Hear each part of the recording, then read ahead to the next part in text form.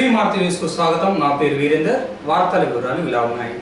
ఖమ్మం, వరంగల్, నల్గొండ పట్టభద్రుల ఎమ్మెల్సీ ఎన్నికల సందర్భంగా టీఆర్ఎస్ పార్టీ ఎమ్మెల్సీ అభ్యర్థి పల్ల రాజేశ్వర్ రెడ్డి గెలుపు కోరుతూ మహబూబాబాద్ పట్టణంలోని ఎమ్మెల్యే క్యాంపు కార్యాలయం నుండి జూనియర్ కాలేజీ వరకు ఎమ్మెల్యే శంకర్ నాయక్ స్వయంగా బుల్లెట్ వాహనంపై కలే తిరిగారు।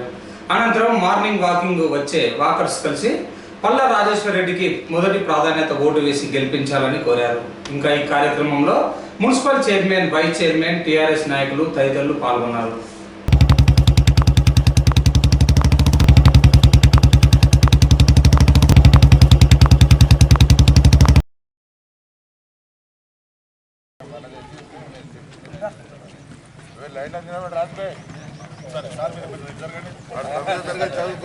నమస్కారాలు। దయచేసి ఎమ్మెల్సీ ఎలక్షన్స్ మీకు తెలుసు, మీరు ఆలోచించి ఓటేస్తారని చెప్పేసి నేను మనవి చేస్తున్నా। ఎందుకంటే మన అందరికీ వీళ్ళందరం రైతు బిడ్డలమే। వీళ్ళ చరిత్రలో ఏ పాలకులు, ఏ ప్రభుత్వాలు చేయని పనులు మన కేసీఆర్ గారు చేశారు। ఈ టైంలో కూడా నీళ్లు ఏరులై పారుతున్నాయి, పొలాలు ఎట్లా ఉన్నాయో మీరు చూస్తున్నారు। ఆంధ్ర కనబడుతుంది, చేపలు మనం బజార్లో ఎట్లా ఉన్నాయో మనం చూస్తున్నాం। ఇలా 24 గంటలు కరెంట్ చూస్తున్నాం వ్యాపారస్తులకు, ఇలా రైతులకు ఎకరానికి 10,000 రూపాయలు చూస్తున్నాం, ఆసరా పెన్షన్ చూస్తున్నాం, కళ్యాణ లక్ష్మి చూస్తున్నాం। అన్నీ మీకు తెలుసు, నాకంటే ఎక్కువ మీకు తెలుసు। కాబట్టి దయచేసి రోజు రోజుకు ఈ బీజేపీ ప్రభుత్వం ఎట్లా పెట్రోల్ ఎట్లా మండుతుందో మీరు చూస్తున్నారు, డీజిల్ ఎట్లా మండుతుందో మీరు చూస్తున్నారు, ఎవరేం చేస్తున్నారో మీరు చూస్తున్నారు। దయచేసి మీకంటే మీరు మేధావులు, అన్ని విధాలు ఆలోచిస్తారు। కాబట్టి దయచేసి నేను వచ్చినప్పటి నుంచి 2014 ఎప్పుడైతే మీ అందరి ఆశీస్సులతోటి గెలిపించారో అప్పటి నుంచి అన్ని విధాల సాయశక్తులు కష్టపడుతున్న విషయం మీరు అందరు చూస్తున్నారు। దయచేసి ఎవరు ఎన్ని మాటలు చెప్పినా, ఏది చేసినా మీరు మేము పవిత్రమైన ఓటు, అమూల్యమైన ఓటు మన పల్ల రాజేశ్వర్ రెడ్డి గారికి మొదటి ఓటు వేసి గెలిపిస్తారని చెప్పేసి నేను మీ అందరికీ మనవి చేస్తున్నా। ఎందుకంటే వీళ్ళకి అసలు తెలుసు, వాళ్ళందరికీ తెలుసు। నేను ఏమంటున్నా, మాకంటే ఎక్కువ మీకు తెలుసు, మీరు ఆలోచించి ఓటేయండి। మొన్న కూడా పల్ల రాజేశ్వర్ రెడ్డి మనం ఏమేమి చేశాం, నీళ్లు, నిధులు, నియామకాల కోసమే మన ప్రభుత్వం కొట్లాడి సాధించి మనమందరం కొట్లాడినాం। ఒక కేసీఆర్ గారే కాదు, కేసీఆర్ కాకుంటే కేసీఆర్ చచ్చుడో తెలంగాణ వచ్చుడో అని చెప్పేసి అంటే ముండిగా పోరాడడం జరిగింది। మనం అందరం సకల జనుల సమ్మె చేశాం। ఈ సాధించుకున్న తెలంగాణ రాష్ట్రంలో ఓకే కొన్ని కుటుంబంలో అవకతవకలు అవుతుంది, వెనుక ముందు అవుతుంది, కానీ అంతిమ తీర్పు మనదే ఉండాలి, మనం కష్టపడి సాధించుకున్న తెలంగాణ। కాబట్టి దయచేసి మీరందరూ ఏదైనా చిన్న చిన్న పొరపాట్లు ఉంటే మన్నించి మంచి మనసుతో మీరు మొదటి ఓటు, ప్రాధాన్యత ఓటు మన డాక్టర్ పల్ల రాజేశ్వర్ రెడ్డి గారికి వేసి గెలిపిస్తారని చెప్పేసి నేను మనవి చేస్తున్నా। ఏది ఉన్నా మీకు కొట్లాడే హక్కు ఉన్నది, అడిగే హక్కు ఉన్నది, చేయించుకునే హక్కు ఉన్నది। కాబట్టి నేను మీ కుటుంబంలో ఒక్కొన్ని సభ్యునిగా నేను వేడుకుంటున్నా, దయచేసి మీరు ఓటేస్తారని నేను ఆశిస్తున్నా। ఇంతకంటే ఎక్కువ నేను ఏం చెప్పాను, ఇంకేమన్నా ఉంటే ఆ ఓపెన్ జిమ్ అన్నారు, ఓపెన్ జిమ్ శాంక్షన్ అనేది కోడ్ ఉన్నది కాబట్టి ఆగింది, దాన్ని చేయించే బాధ్యత నాది। అట్లాగే మా మహిళా సోదరిమణులకు కూడా బ్రహ్మాండంగా వాళ్ళకు కూడా జిమ్ చేద్దాం। అందరూ మంచిగా వాకర్స్ ఎవరైతే మంచిగా ఉన్నారో మీరందరూ ఆరోగ్యాలతోటి సుఖశాంతులతో ఉండాలని ఆ భగవంతుని కోరుకుంటూ ఈ అవకాశం ఇచ్చిన మీ అందరికీ పేరు పేరున హృదయపూర్వక నమస్కారాలు।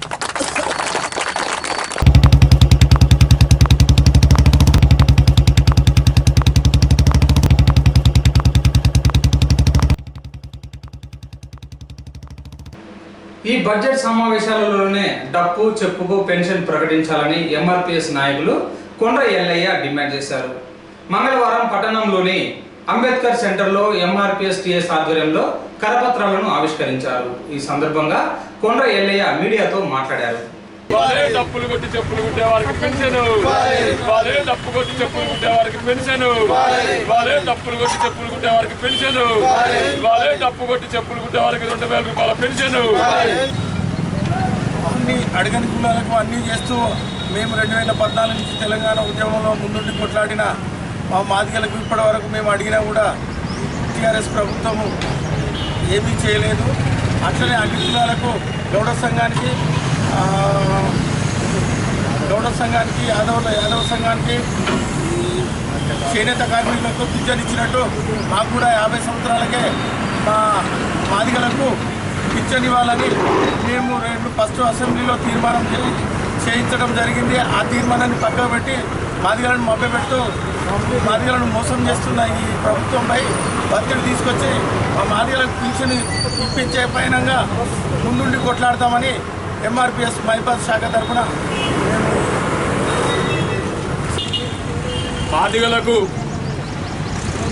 డప్పులు కొట్టి చెప్పులు కుట్టే వారికి 2000 రూపాయలు పింఛన్ ఇవ్వాలనే డిమాండ్కై ఈరోజు కరపత్రం ఆవిష్కరణ చేయడం జరుగుతుంది. మరి కేసీఆర్ గారి ప్రభుత్వం ఎన్నికల్లో రాకముందుకు మరి తెలంగాణ ఉద్యమం ఉధృతంగా నడుస్తున్న క్రమంలో మాదిగ జాతి మొత్తాన్ని కూడా తెలంగాణ ఉద్యమం కోసం వాడుకొని తెలంగాణ రాష్ట్రం వచ్చిన తర్వాత మరి దళితుడిని ముఖ్యమంత్రిని చేస్తారని నేటి వరకు చేయలేదు. అంతేకాకుండా దళితుల బాగోగుల కోసం ఇవాళ 3 ఎకరాల భూమి కావచ్చు, డబుల్ బెడ్రూమ్ ఇల్లు కావచ్చు, ఎస్సీ కార్పొరేషన్ సంక్షేమ పథకాలు కావచ్చు, ఏవి కూడా నేటి వరకు మాదిగ జాతి తెలంగాణ రాష్ట్రంలో నోచుకోలేదని మరి కనీసం అన్ని కుల వృత్తుల వారికి పింఛన్ ఇస్తా ఉన్నారు.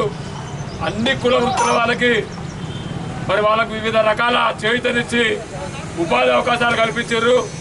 ఇలా డప్పులు కొట్టే కాడ, ఆటలు ఆడే కాడ, మరి కళాకారులు కావచ్చు, పాటలు పాడే కాడ యావత్తు మాదిగ జాతి మొత్తం కూడా తెలంగాణ రాష్ట్రం కోసం, ఏర్పాటు కోసం ఎన్నో రకాల ఉద్యమాలు చేస్తే మరి కేసీఆర్ గారు నేటి వరకు పట్టించుకోవట్లేదు. మరి దీనికోసం డప్పులు కొట్టే వారికి, చెప్పులు కుట్టే వారికి పెన్షన్ ఇవ్వాలని చెప్పి అనాదిగా మా జాతికి వస్తున్నటువంటి వృత్తిని మరి ప్రభుత్వం నిర్వీర్యం చేస్తుంది. దీన్ని ఎంఆర్పిఎస్ మహబూబ్ జిల్లా కమిటీ పక్షాన తీవ్రంగా ఖండిస్తున్నాం. బీజేపీ కాంగ్రెస్ 25 సంవత్సరాల నుండి మాదిగలకు చేస్తున్న మోసాన్ని ఎండగడుతూ మాదిగలకు 12% రిజర్వేషన్ ఇవ్వాలని డిమాండ్ చేస్తూ తలపెట్టిన మాదిగల జాగృతి రథయాత్ర మంగళవారం పట్టణానికి చేరుకుంది. ఈ సందర్భంగా పట్టణంలోని అంబేద్కర్ విగ్రహానికి ఎస్సీ కార్పొరేషన్ మాజీ చైర్మన్ పిడమర్తి రవి పూలమాలలు వేసిన అనంతరం మీడియాతో మాట్లాడారు.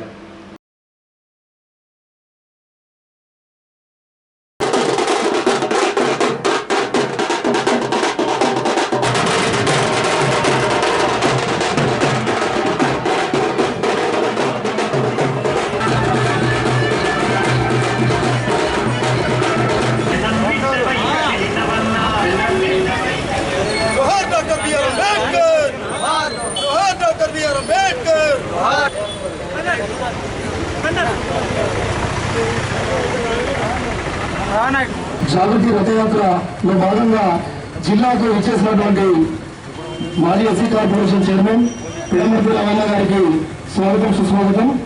వచ్చినందుకు ప్రత్యేక ధన్యవాదాలు కృతజ్ఞతలు. అదేవిధంగా ఇక్కడికి వచ్చేసినటువంటి జిల్లా అధ్యక్షులు కొత్తపల్లి వెంకటేశ్వర గారికి, అదేవిధంగా మహబూబాబాద్ నియోజకవర్గ కాన్స్టిట్యూన్సీ ఇన్ఛార్జ్ కప్పల ఎల్లమ్మ గారికి, అదేవిధంగా మహా ఎంఆర్పిఎస్ రాష్ట్ర నాయకులు నరసింహరావు అన్న గారికి, అదేవిధంగా టీఎంఆర్పిఎస్ జిల్లా అధ్యక్షులు దర్శనం రామకృష్ణ గారికి, ఎంఎస్డి రాష్ట్ర నాయకులు దర్శనం రామకృష్ణ గారికి, దళిత సంఘ నాయకులు పుస్తకాల దేవేంద్ర గారికి, కుల సంఘ నాయకులు సురేంద్ర మహారాజు గారికి, అదేవిధంగా ప్రతి ఒక్కరికి కూడా జైలు తెలుపుతూ 2021 జనాభా లెక్కల ప్రకారం తెలంగాణ రాష్ట్రంలో ఎస్సీ జనాభా ఎంత ఉంటే అంత జనాభా. ఇప్పుడు 2014 జనాభా లెక్కల ప్రకారం తెలంగాణలో ఎస్సీ జనాభా 17.4%. ఇవాళ జరిగింది సమగ్ర సర్వే 2014 సంవత్సరంలో జరిగింది. ఇప్పుడు 7 సంవత్సరాల తర్వాత ఎంత జనాభా ఉంటుంది ఎస్సీ జనాభా? అసలే కుటుంబ నియంత్రణ లేనటువంటి కులాలు ఎంత జనాభా పెరుగుతుంది అంత జనాభా పెరుగుతుంది. ఆ 20% ఉంటుంది. ఆ 20% నేను మేము ప్రభుత్వాన్ని డిమాండ్ చేస్తున్నాం. అన్నలారా, ఎస్సీలకు 20%, మాదిగలకు 12%, బీసీలకు 50%, ముస్లింల గిరిజనులకు 12%. ఈ డిమాండ్లని పెట్టుకొని మనం మాదిగల జాగృతి రథయాత్ర పెట్టుకున్నాం. జాగృతి అంటే చైతన్యం అనమాట. ఆ సబ్జెక్టు మీద మనకు ఉన్నటువంటి అవగాహన. మరి మన మాదిగ జాతి అంతా ఎస్సీలను ఏబీసీడీ చేయండి, ఎస్సీలను ఏబీసీడీ చేయండి అంటే అప్పటి నుంచి వచ్చింది ఇప్పటి వరకు 7, 1, 7, 6 ఒకటే ఉండే ఏబీసీడీలో. మరి అదే కనుక జరిగినట్లయితే తెలంగాణ మనకు తీవ్రమైన నష్టం జరుగుతుంది. ఈ విషయాన్ని తెలంగాణ సమాజంలో ఉన్నటువంటి జాతికి తెలియజేయడం కోసమనే మేము జాగృతి రథయాత్ర కార్యక్రమం పెట్టుకున్నాం. మీరు అనుకోవచ్చు ఈ 100 మందితో ఇదంతా ముందుకు పోతాను. మీరు మాట్లాడతారు, సోషల్ మీడియా నుంచి పబ్లిక్ తెలుస్తుంది, విలేకరుల ద్వారా పేపర్ల ద్వారా మిగతా సమాజం తెలుస్తుంది, అసలు ఏది డిఫరెన్స్ అని కూడా సమాజం తెలుస్తుంది. కాబట్టి మిత్రులారా మీరంతా ఆలోచించి ఎంఆర్పిఎస్ నాయకులతో మాట్లాడాలి. దసరా రామకృష్ణ గారు మాట్లాడుతూ వచ్చింది ఏంటంటే మనం నష్టజరుగుతు రామకృష్ణ 12 అన్నారు జనాభా నిష్పత్తి ప్రకారమే. మనమేమి నేను 12 అంటున్నా, ముఖ్యమంత్రి గారు లెక్కలేసారు 11 అవుతా ఎంత కావాలంటే అది ఏమని ముఖ్యమంత్రి గారు అడుగుతా ఉన్నా. అదేవిధంగా తెలంగాణ రాష్ట్రంలో ఉన్నటువంటి ఎస్సీ కార్పొరేషన్ని 3 భాగాలు చేయాలని ముఖ్యమంత్రి గారు కోరుతా ఉన్నా. మాదిగ కార్పొరేషన్, మాల కార్పొరేషన్, ఉపకులాల కార్పొరేషన్గా దీన్ని విభజించమని ముఖ్యమంత్రి గారు కోరుతా ఉన్నా. ఎస్సీ కార్పొరేషన్ యూనిట్ ధరని 25 లక్షల రూపాయలు చేయాలని ముఖ్యమంత్రి గారు కోరుతా ఉన్నా. ఎందుకంటే 16 లక్షలు 15 లక్షలు కారు లేదా ట్రాక్టర్ వస్తే ఆ ఊరికి ఒకటి వస్తే దాన్ని అందరు కలిపి 1 లక్ష 10 మందికి 10 లక్షలు ఇస్తూ వచ్చిన 10 లక్షల యూనిట్. ఆ 10 లక్షల రూపాయలతో ఇవాళ ఏ యూనిట్ కూడా ప్రారంభించే అవకాశం లేదు. కాబట్టి యూనిట్ కాస్ట్ 25 లక్షలు చేయాలని ముఖ్యమంత్రి గారు కోరుతా ఉన్నా. 3 ఎకరాల విషయానికి వస్తే 3 ఎకరాల భూమికి 30 లక్షల రూపాయలు కేటాయించాలి. ఆంధ్రలో ఉన్నటువంటి ప్రభుత్వము భూమి కొనుగోలు పథకం ద్వారా 25 లక్షల రూపాయలు యూనిట్ కాస్ట్ పెట్టింది. 25 లక్షల రూపాయలకు భూమి ఎంత వస్తే అంత కొనిస్తుంది అక్కడ ప్రభుత్వం. అటువంటిప్పుడు నేనేమంటున్నట్టే 3 ఎకరాల భూమికి 30 లక్షల రూపాయలు కేటాయించి ఆ 30 లక్షల రూపాయలతో ఎంత భూమి వస్తుందో అంత భూమి కొనియని ప్రభుత్వాన్ని కోరుతా ఉంటాం. కాబట్టి మిత్రులారా ఇన్ని విషయాలు ఉన్నాయి. మీరందరూ ఇంకా పెద్ద ఎత్తున ఉద్యమం చేస్తున్నా మీ అందరినీ కోరుకుంటూ అక్కడ ఉన్నటువంటి అంబేద్కర్ వాదులు, పూలే వాదులు కలిసిపోయారు, ఎస్సీ బీసీలు కలిసిపోయారు, ఎస్పీ బీఎస్పీ కలిసిపోయింది. కలిసిపోవడం వల్ల బీజేపీ పార్టీ ఓడిపోయింది. మిత్రులారా ఇప్పుడు కూడా తెలంగాణ రాష్ట్రంలో రిజర్వేషన్ వ్యతిరేకులైనటువంటి బీజేపీకి వ్యతిరేకంగా ఎస్సీ బీసీలు కలవాలి. రేపు తెలంగాణ రాష్ట్రంలో వాళ్ళు కనుక అడుగు పెడితే ఫస్ట్ చేసే పని ఏంది? రిజర్వేషన్ తీసేయడం.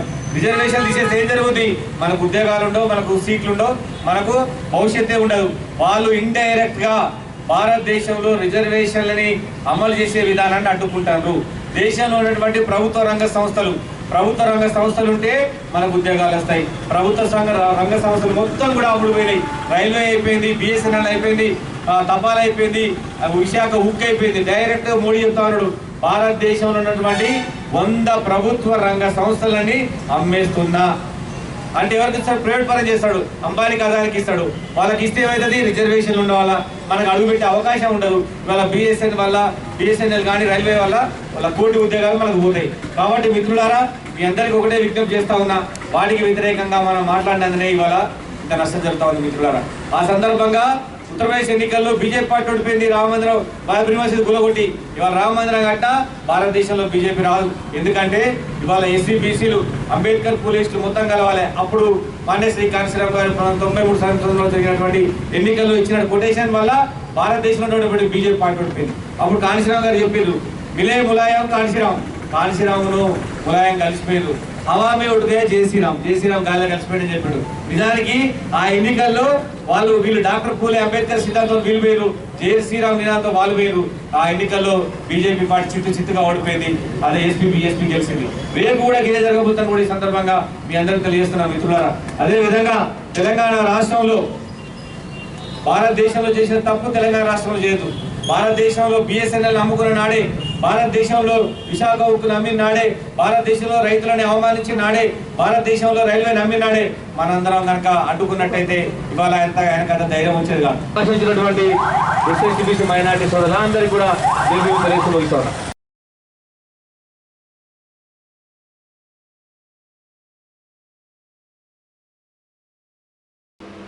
ఈ వార్తలు ఇంతటితో సమాప్తం. తిరిగి ప్రసారమయ్యే న్యూస్ లో మళ్ళీ కలుద్దాం. అంతవరకు సెలవు, నమస్కారం.